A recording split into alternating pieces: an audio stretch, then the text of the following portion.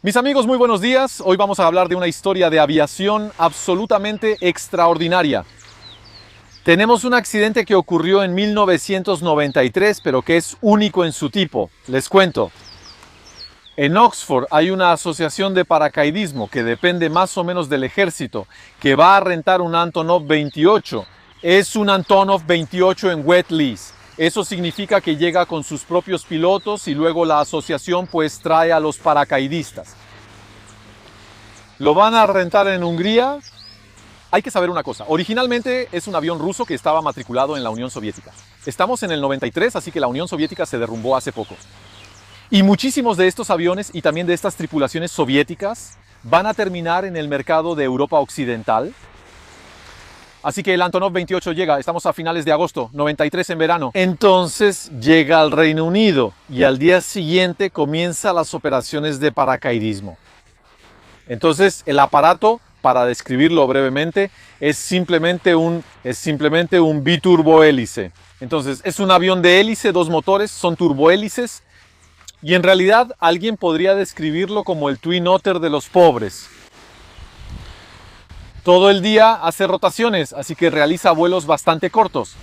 10, 15, 20 minutos para ir a lanzar paracaidistas. Así que cada vez embarca a los paracaidistas, despega, sube de altitud, ellos saltan en caída libre y después regresa a tierra.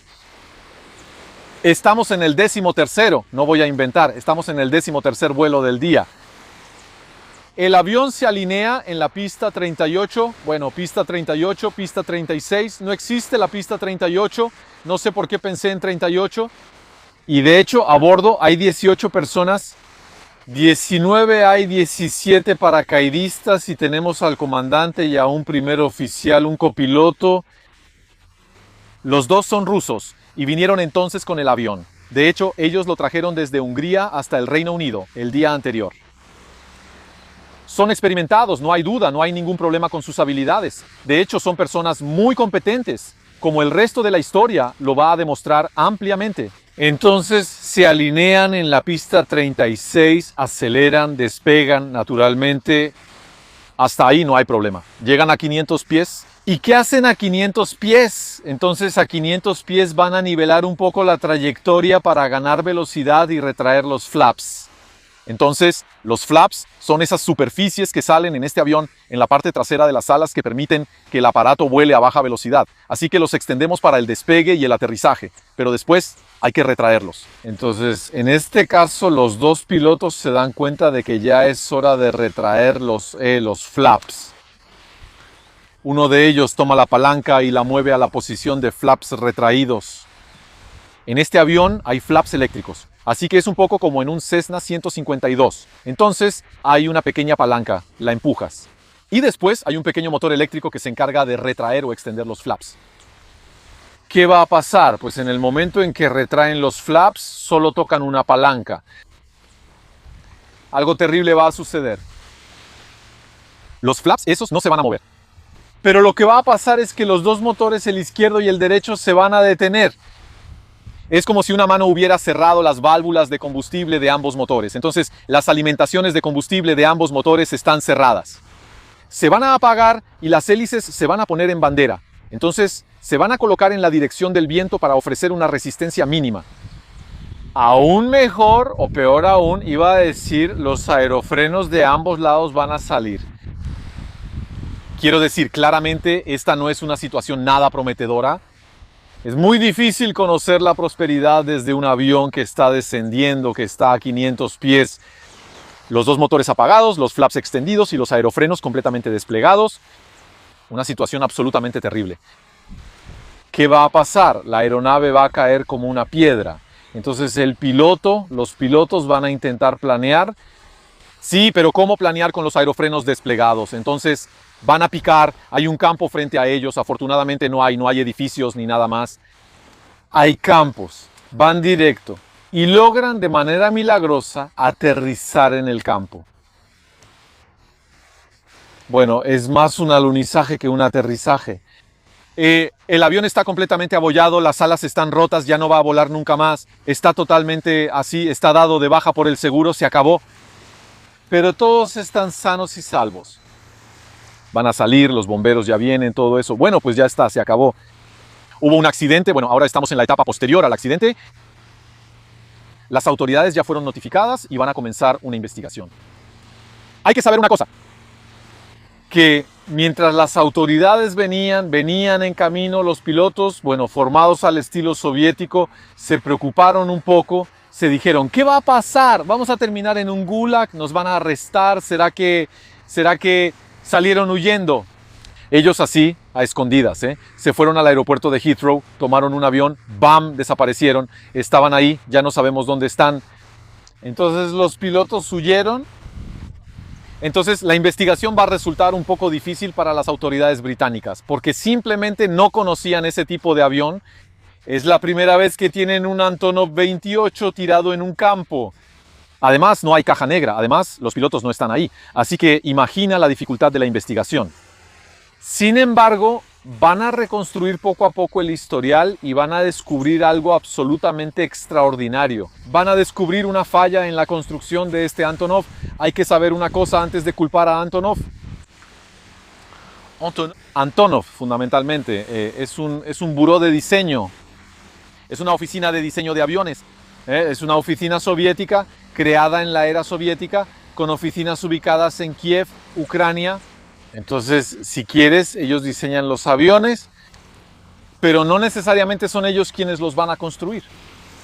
Ellos los van a dibujar, preparar los planos, preparar la documentación, todo eso.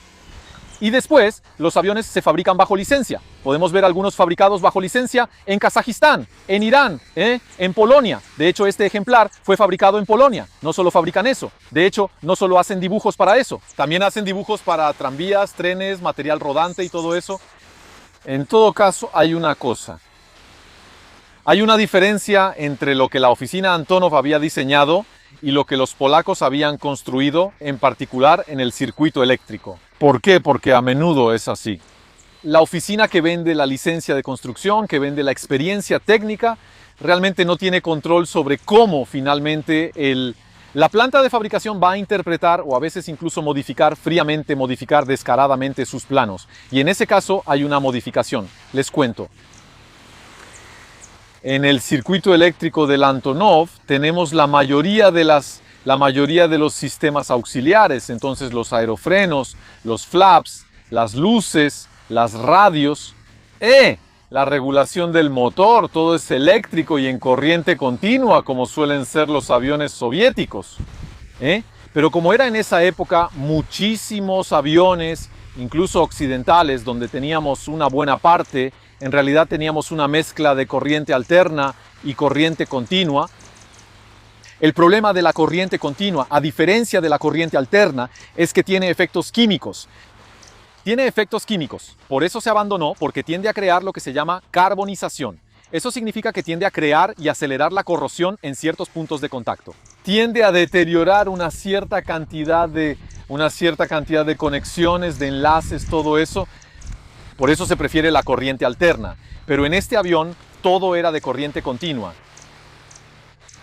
Ahora, cuando vemos cómo funciona en este aparato, pues en cada sistema hay un cable que llega con el positivo. Entonces el positivo llega, por ejemplo, en el flap, en el motor de los flaps, tenemos un positivo que llega, pero el negativo que hace el menos. Entonces el menos hace como en los autos. No necesariamente va a regresar hasta la batería. El menos va a ir a la masa, a la estructura metálica. Entonces la lámina va a servir como masa común, va a servir como polo negativo para todos los aparatos que hay en el avión, para todos los dispositivos. Entonces la batería tiene su polo negativo conectado a la lámina. Y después todo lo demás está conectado de la misma manera a la lámina. De acuerdo, hacemos eso, también lo encontramos en la electricidad automotriz. Entonces aquí está el problema. Es que para conectar a la lámina, lo que la oficina de diseño Antonov había hecho era diseñar varias conexiones a tierra. Eso significa, por ejemplo, que los motores cada uno debía tener su sistema de gestión de combustible, de regulación y del gobernador de la hélice, y todo debía llegar individualmente a la lámina. Entonces cada uno debería haber tenido su propia conexión a tierra por separado. La oficina en Polonia, bueno, el fabricante en Polonia quisieron hacerlo sencillo ¿Qué hicieron? Conectaron todos los cables negativos y los llevaron a un solo punto en la carrocería. Entonces, en teoría, eso funciona muy bien. Encendemos el avión, todo funciona, está bien, excepto que creamos un punto único de falla. Eso significa que creamos un solo punto de avería. Ya no tenemos redundancia ahí. ¿Qué va a pasar? Con el paso de los años vamos a tener esta tuerca única y este tornillo único que van en la lámina para hacer tierra, que van a empezar a sufrir varias cosas.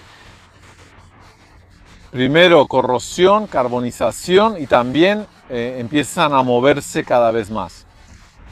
¿Qué va a pasar en ese punto? La resistencia va a aumentar. La resistencia de ese punto de masa va a aumentar.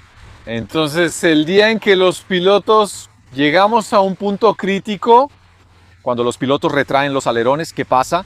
En el momento en que retraen los alerones, entonces tenemos un circuito de la bomba, de los flaps, del motor de los flaps, que está abierto, o más bien cerrado.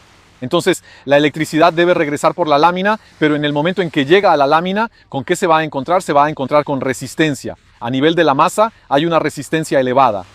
Entonces, dado que hay una resistencia elevada, ¿qué hace? La electricidad, recuerden, siempre busca el camino de menor resistencia.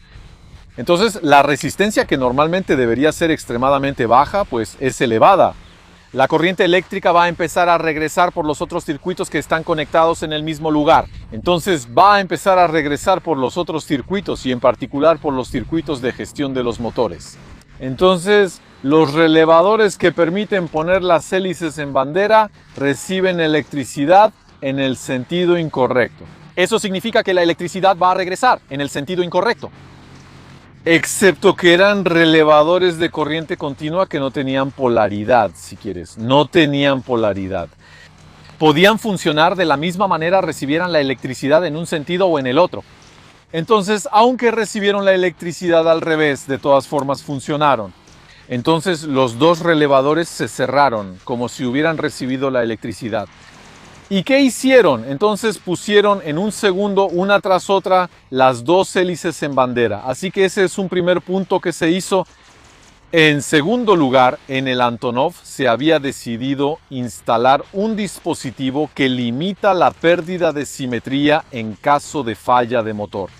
Entonces, ¿qué habíamos instalado? Habíamos instalado un sistema automático que detecta, por ejemplo, digamos, el motor izquierdo se puso en bandera, ¿de acuerdo? El motor número 1 se puso en bandera, se detuvo. ¿Qué hacemos? Sacamos el aerofreno de control lateral o control lateral del otro lado, entonces ese a la derecha para reducir la disimetría. Pero el sistema no era inteligente, es un sistema automático que piensa. Motor izquierdo averiado. Spoiler derecho desplegado. Motor 2 o derecho averiado, spoiler izquierdo desplegado. Como los dos motores fallaron, desplegó ambos aerofrenos. Entonces, como pueden ver, tenemos un diseño deficiente que el fabricante no respetó. Tenemos un mal mantenimiento, probablemente un avión que ha sufrido corrosión y todo eso. Entonces, todos estos problemas se van a acumular ese día. Y el resultado final es que, pues ahí está, terminamos con una palanca expuesta que se acciona, dos motores que se apagan, los spoilers que se despliegan y el avión que va al suelo. Entonces ellos pudieron, y de hecho debieron, en esa época ya se hacía mucho, instalar diodos unidireccionales también. Eso significa, son diodos unidireccionales. Puedes verlos como una válvula de un solo sentido en un circuito hidráulico. Permite que toda la corriente eléctrica pase en un sentido, pero no en el otro. No se hizo. Si se hubiera hecho, habría evitado ese accidente. Pero no se hizo. Los cables simplemente estaban conectados y si la corriente regresaba, pues regresaba. Así fue. Entonces, pues es un accidente que permitió descubrir esta falla tan particular. Después, este aparato se siguió vendiendo y tuvo este modelo de aparato, no el aparato en sí, porque el que se estrelló fue a dar a la chatarra, pero el aparato tuvo otra vida. Lo llamaron el Coyote y fue vendido al ejército estadounidense. Y de hecho, hay imágenes, ya no está en operación. El último fue retirado hace algunos años, pero durante 10 o 15 años hubo un aparato que se llamaba el Coyote, que era un turbohélice bimotor, que fue operado por el ejército estadounidense, En realidad era una versión modernizada del Antonov 28 que fue un poco rehabilitado. Le cambiaron el pasaporte, de repente se volvió polaco en lugar de soviético o ruso y luego fue vendido al ejército estadounidense. Así que bueno, amigos, gracias por ver este video. Por supuesto, toda, como se dice en la literatura, toda similitud con eventos, ¿verdad? Recientes, ¿no? No sería más que fruto del azar. Hasta muy pronto. Subtitulaje.